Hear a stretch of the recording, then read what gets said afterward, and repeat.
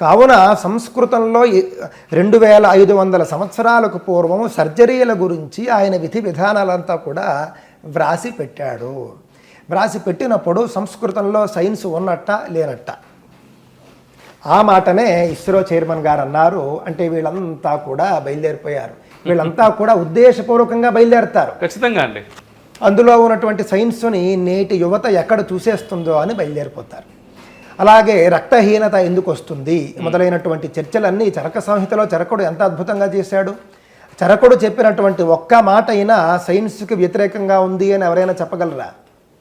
చరకుడు సుశ్రుతుడు చేసినటువంటి కృషి అలాంటిది.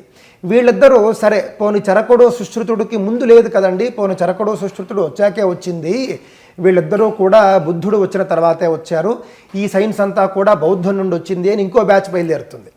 అంతకుముందు అసలు భారతదేశంలో ఏం లేదు, గౌతమ బుద్ధుడే అంతా ఇచ్చాడు అని చెప్పేసి. కానీ చరక సంహితలో కానీ సుశ్రుత సంహితలో కానీ ఒరిజినల్ ప్రతులు మీరు చూసినట్లయితే వాళ్ళు ముందు మంగళాశాసనం చేస్తారు.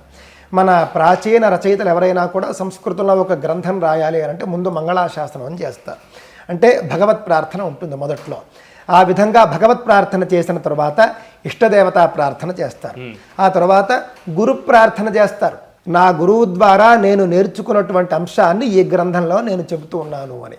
అంతేకాని నేనే మొదట రాసేస్తున్నాను అని సుశ్రుతుడు చెప్పలేదు,